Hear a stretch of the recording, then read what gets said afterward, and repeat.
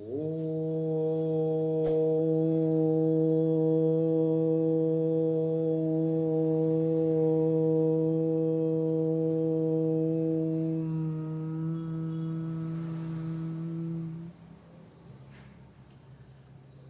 भारती उत्तरांचलस्य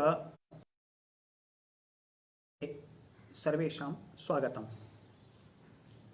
इदानीं पर्यन्तं वयं योगदर्शन विषये पाठद्वयं दृष्टवन्तः। गतदिवसे अभ्यास वैराग्यस्य वर्णनम् आसीत्।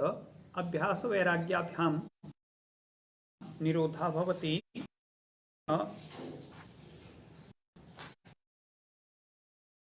अस्माकं चित्तस्य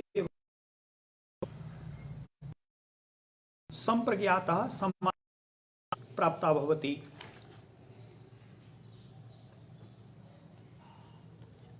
एषा संप्रज्ञाता समाधिः तु सामान्यप्रत्ययः अस्ति, विशिष्टा अपि समाधिः उक्ता तत्र।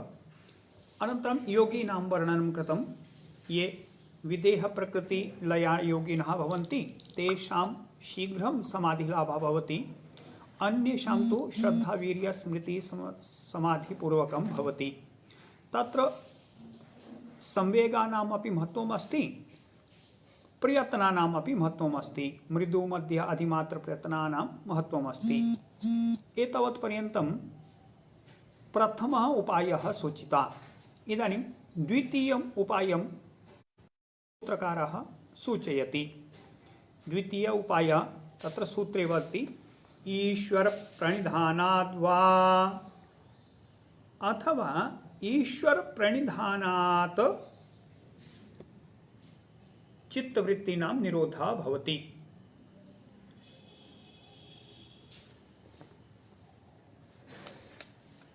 ईश्वरस्य विषये उक्तमस्ति। ईश्वरः कः अस्ति, कीदृशः अस्ति, तस्य स्वरूपं वर्णयति अग्रिमे सूत्रे। क्लेश कर्म विपाकाशयैरपरामृष्टः पुरुषविशेषः ईश्वरः। ईश्वरः कीदृशः अस्ति? क्लेश कर्म विपाक आशयैः अपरामृष्टः अस्ति। क्लेशाः सन्ति, अग्रे योगदर्शने वर्णिताः सन्ति। एते पञ्च क्लेशाः सन्ति। अविद्या, अस्मिता, रागः, द्वेषः, अभिनिवेशः। एते पञ्च क्लेशाः सन्ति। ईश्वरः एतैः अपरामृष्टः अस्ति, एतैः लिप्तः नास्ति, तस्मिन् क्लेशाः न सन्ति। कर्माणि जीवाः कर्माणि कुर्वन्ति। चतुर्विधानि कर्माणि कुर्वन्ति। पुण्यकर्म कुर्वन्ति, पापकर्म कुर्वन्ति, पाप पुण्य मिश्र कर्म कुर्वन्ति, पाप पुण्य रहितं कर्म कुर्वन्ति। एवं चतुर्विधानि कर्माणि जनाः कुर्वन्ति। ईश्वरः एतैः अपि सम्पृक्तः नास्ति, एतैः अपरामृष्टः सः अस्ति। कर्मभिः अपरामृष्टः। विपाकः, यत्किमपि कर्म वयं कुर्मः तस्य फलं भवति। योगसूत्रकारः अग्रे वदति तस्य पुनर्जन्म भवति, आयुः भवति, भोगाः भवन्ति। एते विपाकाः सन्ति। ईश्वरः विपाकैः अपि अपरामृष्टः अस्ति। आशयः उक्तः अस्ति। कर्म संस्काराणां समुदायः आशयः अस्ति। यत्किमपि वयं कर्म कुर्मः तस्य फलं भवति, अथ च तस्य एकः संस्कारः अस्माकं चित्ते प्रविष्टः भवति, संगृहीतः भवति। तस्य नाम आशयः। ईश्वरः आशयैः अपि अपरामृष्टः अस्ति। एवं अस्मिन् सूत्रे उक्तमस्ति क्लेश कर्म विपाकाशयैः अपरामृष्टः पुरुषविशेषः ईश्वरः। योगदर्शनकारः वदति सोऽपि पुरुषः एव अस्ति, परन्तु विशिष्टः पुरुषः अस्ति, एतैः सह अलिप्तः अस्ति। एवं ईश्वरस्य विषये उक्तमस्ति। अग्रिमं सूत्रम् इतोपि तस्य वैशिष्ट्यं वर्णयति। तत्र निरतिशयं सर्वज्ञबीजं, तत्र इति तस्मिन्, तस्य त्रल प्रत्यय सप्तमी अर्थे, तत्र न ईश्वरे निरतिशयं, तत्र सीमा नास्ति,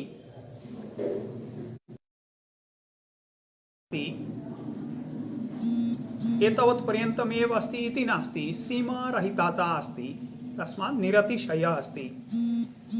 सर्वज्ञ बीजं, सर्वज्ञतायाः मूल आधारः सः अस्ति, सर्वं स जानाति, सर्वज्ञता पूर्णरूपेण तस्मिन् अस्ति। कियती सर्वज्ञता अस्ति तस्य वयं कल्पनां कर्तुं न शक्नुमः, तस्य ईयतां, तस्य सीमां वयं मातुं न शक्नुमः, तस्य सीमायाः मापनं नास्ति। तस्मात् तादृशः स सर्वज्ञ अस्ति यस्य सीमायाः मापनं नास्ति। तत्र निरतिशयं सर्वज्ञबीजं, तस्मिन् ईश्वरे सर्वज्ञता अस्ति।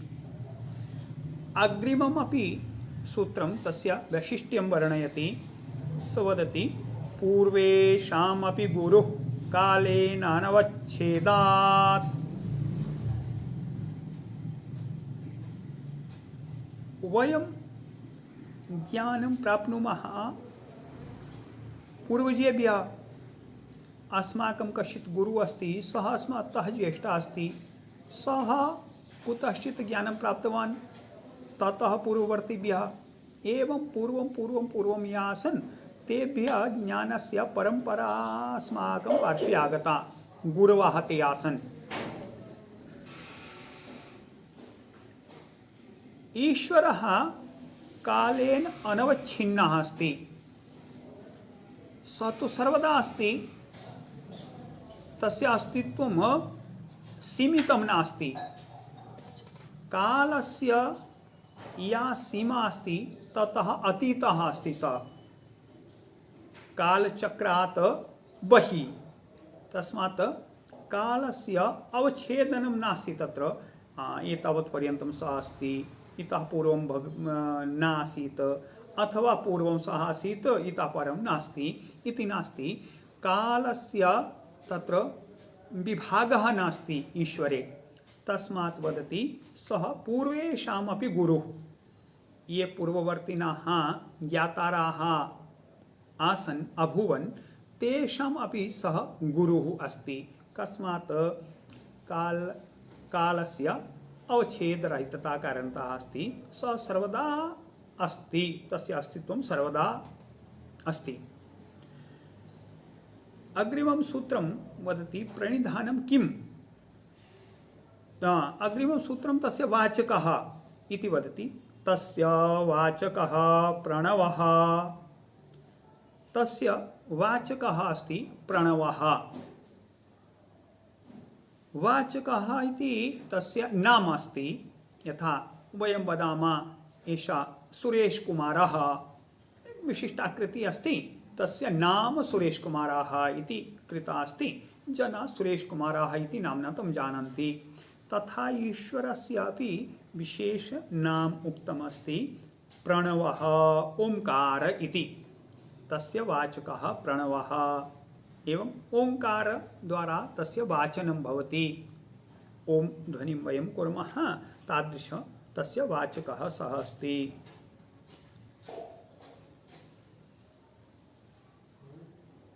अग्रे तस्य प्रणिधानं किम् तदवति तज्जपस्तदर्थभावनं। तस्य जपः प्रणवजपः, अथ च तस्य अर्थभावनम्। अर्थभावनं तस्य सामर्थ्यं कीदृशं, तस्य सृष्टि कीदृशी, तस्य कार्यं कीदृशम्, अस्माकं विषये तस्य प्रवर्तनं कीदृशम्, एतत् सर्वं तस्य अर्थभावनम् एवं वदति। तज्जपस्तदर्थभावनं, तस्य जपः करणीयमस्ति, तस्य अर्थानां भावना करणीया अस्ति, तस्य मननं करणीयमस्ति, अनन्तरं तत्र लग्नता करणीया अस्ति इति तज्जपस्तदर्थभावनम्। एवं एतावत् ईश्वरस्य विषये उक्तमस्ति।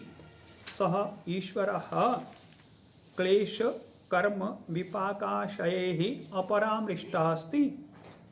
सर्वज्ञतायाः सम्पूर्णं बीजं तत्र अस्ति। कालस्य गति सीमातः स बहिः अस्ति, तस्मात् पूर्वेषामपि सः गुरुः अस्ति। तस्य वाचकः प्रणवः अस्ति, तस्य जपः करणीयः अस्ति, तस्य अर्थभावनं करणीयमस्ति। एतावत् उक्तं। तेन किं भवति? तस्य जप माध्यमेन, तस्य अर्थभावनेन किं भवति? तस्य फलम् उक्तमस्ति। ततः प्रत्यक्चेतनाधिगमोऽप्यन्तरायाभावश्च। ततः प्रत्यक्चेतना भवति, अंतरायाणाम् अभावः भवति। प्रत्यक्चेतना अस्माकं ईश्वरस्य विषये स्पष्टता भवति, आत्मनः विषये अपि स्पष्टता भवति। ईश्वरस्य यदि अर्थभावनं कुर्मः, यदा तस्य जपं कुर्मः, निरन्तररूपेण तद्विषये चिन्तनं कुर्मः, तस्य शरणगतिं स्वीकुर्मः, तदा क्रमशः तस्य विषये अस्माकं स्पष्टता भवति। ईश्वरस्य स्पष्टता भवति, तदा आत्मतत्त्वविषये अपि स्पष्टता भवति। पुरुषस्य विषये, आत्मनः विषये, आत्मा विषये स्पष्टता भवति। एवं प्रत्यक्चेतना भवति। प्रत्यक्चेतनायाः अधिगमः भवति, न प्रत्यक्चेतना भवति। अंतरायाणाम् अभावः भवति। ये अंतरायाः सन्ति, विघ्नानि सन्ति, तेषाम् अभावः भवति। तानि विघ्नानि, ते अंतरायाः अस्मान् न पीडयन्ति। अंतरायाः के सन्ति इति अग्रिमे सूत्रे वदति। व्याधिस्त्यान संशय प्रमादालस्याविरति भ्रांति दर्शनालब्धभूमिकत्वानवस्थितानि चित्तविक्षेपास्ते अंतरायाः। एते अंतरायाः सन्ति। के सन्ति अंतरायाः? व्याधि, स्त्यान, संशय, प्रमादः, आलस्यम्, अविरति, भ्रांति दर्शनम्, अलब्धभूमिकत्वम्, अनवस्थितत्वम्। एते 9 अंतरायाः सन्ति। योगदर्शने व्यासभाष्यं किञ्चित् विशिष्टं भाष्यमस्ति। व्यासभाष्ये एतेषां विषये संक्षेपेण विवरणं लभ्यते। तदा वदति व्याधि। व्याधि इति धातु रस कर्ण वैषम्यम् इति व्याधि। धातु रस कर्ण वैषम्यम्। धातु अस्माकं शरीरं धारयन्ति इति धातवः सन्ति। यथा तत्र रस धातु अस्ति, रक्त धातु अस्ति, मांस धातु अस्ति, मेद धातु अस्ति, मज्जा धातु अस्ति, अस्थि धातु अस्ति, ओज इति धातु अस्ति। एवं रक्त इत्यादयः सन्ति, ते धातवः सन्ति। यदा धातूनां वैषम्यं भवति, रक्ते कश्चित् विकारः आगता अथवा अस्थिषु किञ्चित् विकारः आगता, केनापि कारणेन, घट्टनेन वा अन्यविधकारणेन वा, अथवा अस्माकं मांसमध्ये विकारः आगता, अस्माकं रस विकाराः जाता, शरीरे रसानाम् उत्पत्ति विषमरूपेण जाता। एवं रसकारणतः, धातुकारणतः, रसकारणतः रसानां विषये उक्तमस्ति। यथा षड्रसाः सन्ति आयुर्वेदशास्त्रानुसारं।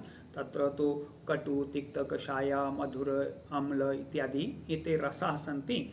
एतेषाम् अपि यदि वैषम्यं भवति, कस्यचित् रसस्य अधिक उत्पादनं जातम्, अम्लरसम् अधिकम् अभवत्, तदा एसिडिटी जाता, तादृश रस।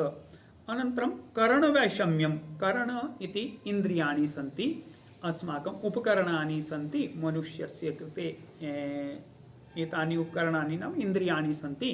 यदि तत्र वैषम्यम् आगच्छति तदापि व्याधिः अस्ति। नेत्रे कश्चित् विकाराः आगता, तेन नेत्रे पीडा जाता, तादृश धातु रस कर्ण वैषम्यम् इति व्याधिः अस्ति। शारीरिक रूपेण यत् कष्टम् आगतं तस्य नाम व्याधि। द्वितीयमस्ति स्त्यानं। स्त्यानमिति चित्तस्य अकर्मण्यता, स्त्यानम् अकर्मण्यता चित्तस्य। एवं चित्तस्य अकर्मण्यता, किमपि कार्यं न कुर्मः एवं तत्र कार्यप्रवृत्ति, स्त्यानम्।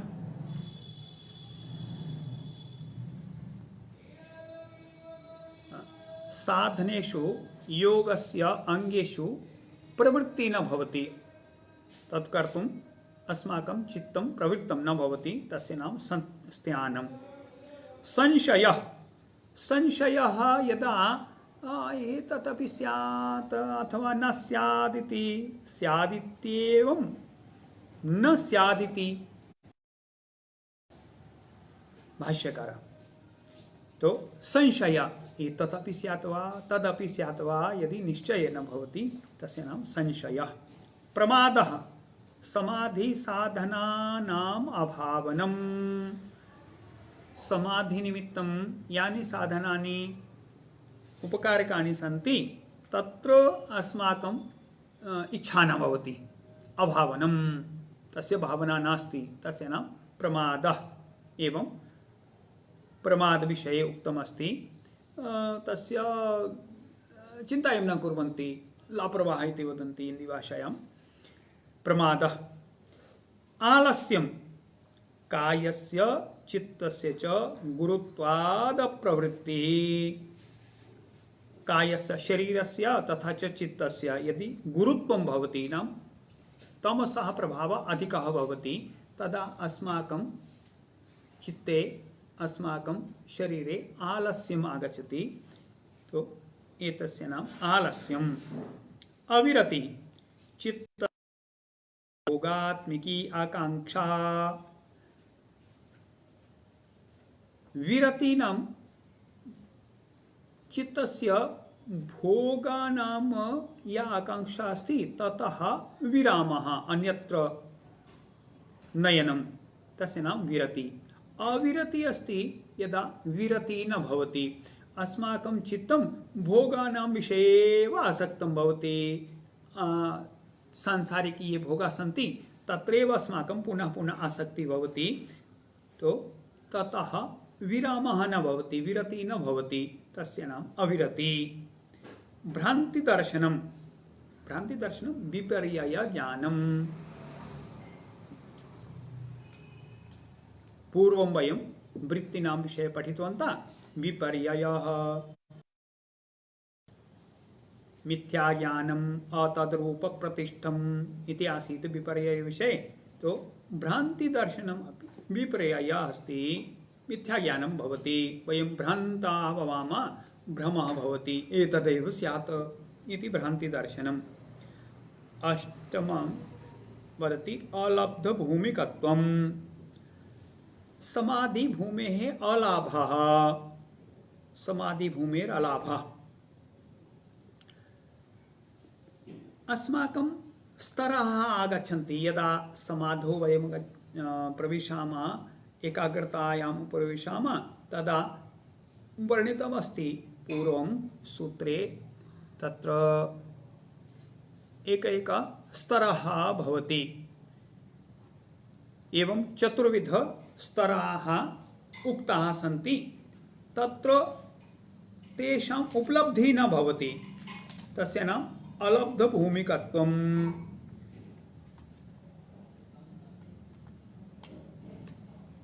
अनवस्थितत्वम्, कदाचित् अस्माकं भूमिः तु लब्धा, परन्तु तत्र स्थिरता न भवति चित्तस्य, लब्धायां भूमौ चित्तस्य अप्रतिष्ठा इति अनवस्थितत्वम् अस्ति। अनवस्थितत्वं भवति, अवस्थितिः न भवति तत्र। एवं व्यासभाष्ये एतेषां विषये संक्षेपेण एतावत् उक्तम् अस्ति। व्याधि शारीरिकं कष्टं, स्त्यानं, चित्तस्य अकर्मण्यता, संशयः उभयविधं भवति। मध्ये वयम् एतदपि स्यात् एतदपि स्यात् इति सङ्कल्पविकल्पाः निरन्तररूपेण एवं तिष्ठति। प्रमादः तत्र समाधिसाधनेषु अस्माकं भावना न भवति। प्रमादः शरीरे कष्टं नास्ति, आलस्यमपि नास्ति, परन्तु अस्माकं मनः तत्र नास्ति, एवं वदन्ति प्रमादः। आलस्यं यदा कायस्य चित्तस्य तु गुरुत्वम् अस्ति, केनापि कारणेन अस्माकं तामसिक गुणः प्रवृद्धः अस्ति, तदा आलस्यं भवति। अविरति अन्य सांसारिक भोगेभ्यः अस्माकं मुक्ति नास्ति, ततः अस्माकं विरति नास्ति, विरामः नास्ति, वयम् आत्मानं तथा पृथक् कर्तुं न शक्नुमः, तर्हि अविरति। भ्रान्तिदर्शनं विपर्यय ज्ञानं भवति, विपरीतं ज्ञानं भवति, यत् वास्तविकं नास्ति, तादृशं भ्रान्ति। अलब्धभूमिकत्वम् अस्माकं चित्तस्य क्रमशः समाधि स्थितौ एकमेकं सोपानं यथा भवति, एका भूमि भवति, सा भूमि न प्राप्नोति, तस्य नाम अलब्धभूमिकत्वं, समाधिभूमेरलाभः। अनवस्थितत्वं कदाचित् भूमि तो प्राप्ता, नाम भूमिका प्राप्ता, सस्तरा प्राप्ता, स्टेज प्राप्ता, परन्तु तत्र अस्माकं चित्तस्य प्रतिष्ठा न भवति, स्थिरं न तिष्ठति, पुनः तथा विचलनं भवति, तस्य नाम अनवस्थितत्वम्। एवं एते चित्तविक्षेपाः ते अन्तरायाः। चित्तविक्षेपाः सन्ति, ते अन्तरायाः नाम विघ्नानि सन्ति। एकवारं पुनः एतत् सूत्रं वदामि। व्याधिस्त्यान संशय प्रमादालस्य अविरति भ्रान्तिदर्शनालब्धभूमिकत्वानवस्थितत्वानि चित्तविक्षेपास्ते अन्तरायाः। एते अन्तरायाः भवन्ति। ईश्वर प्रणिधान द्वारा प्रत्येक चेतना अधिगमः भवति। ईश्वरस्य विषये, आत्मनः विषये स्पष्टता। अंतराया भावाश्च, अंतरायानाम् अभावः अपि भवति। अंतरायाः नव अंतरायाः सन्ति। एते हि विक्षेपैः सह अंतराया ये सन्ति, तैः सार्धं केचन अन्यविधानि अपि विघ्नानि सन्ति, तेषाम् अपि उल्लेखः कृतः अस्ति। दुःख दौर्मनस्यांगमेजयत्व श्वास प्रश्वासा विक्षेप सह भुवः। विक्षेपैः सह एव भवन्ति। यदा विक्षेपाः भवन्ति, तैः सार्धमेव एते अपि तिष्ठन्ति।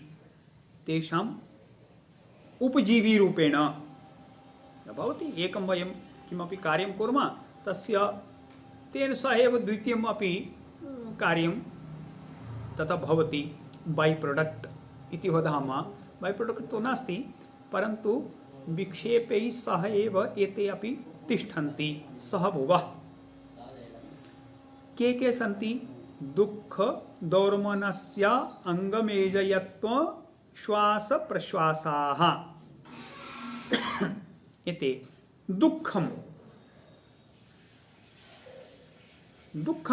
त्रिविधम् उक्तमस्ति। आध्यात्मिकम्, आधिभौतिकम्, आधिदैविकम्। एवं दुःखमस्ति। दौर्मनस्यं यदा वयं कामपि कामनां कुर्मः, वयं किमपि इच्छामः, एतद् भवेत्, एषा प्राप्तिः भवेत्, अथवा मनसि इच्छा काचित् भवति, सा उत्तमा अपि इच्छा भवतु नाम, परन्तु यदि तादृशी इच्छा भवति, सा इच्छा यदा पूर्णा न भवति तदा मनसि क्षोभा उत्पन्ना भवति। किं तस्य नाम अस्ति दोर्मनस्यम्। अंगमेजयत्वम्। अस्माकं शरीरस्य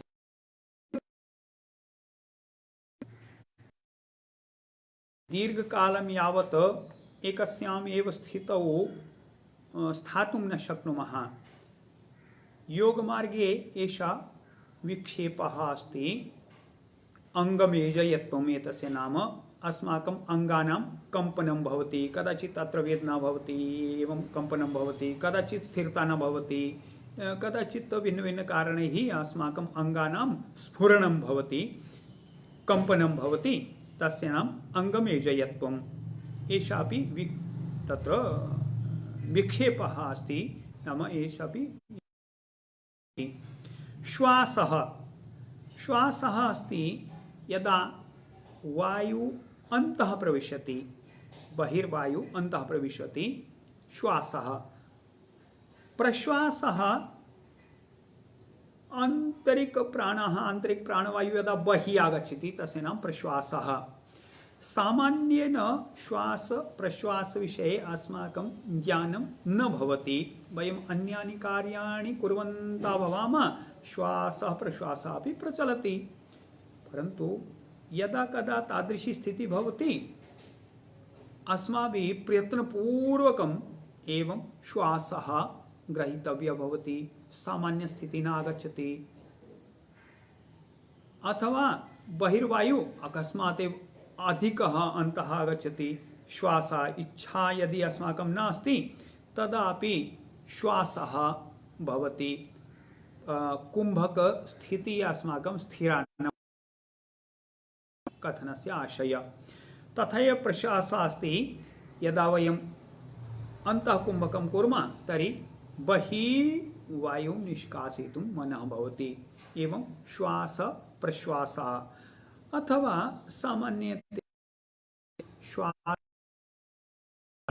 श्वास धमक इति रोगः भवति, तदा श्वास प्रश्वासः व्यवस्थिताः न भवन्ति, अस्माकं मनः एकाग्रं न भवति, तथा श्वास प्रश्वासे एव अस्माकं अवधानं भवति, इन्हेलर् इत्यादिकं स्वीकरणीयं भवति। तादृश श्वास प्रश्वासाः एते सन्ति। पञ्च एते विक्षेपसहभुवाः उक्ताः सन्ति।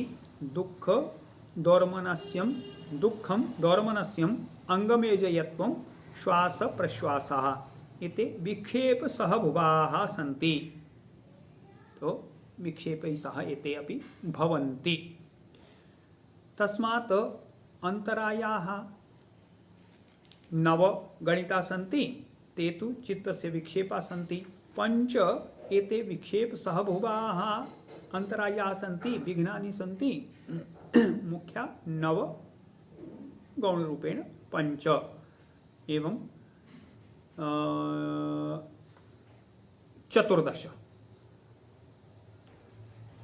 एतानि विघ्नानि उक्तानि सन्ति। एतेषां कथं निवारणं करणीयमस्ति वदति। तत् प्रतिषेधार्थम् एकतत्त्वाभ्यासः। एतेषां प्रतिषेधः करणीयः अस्ति।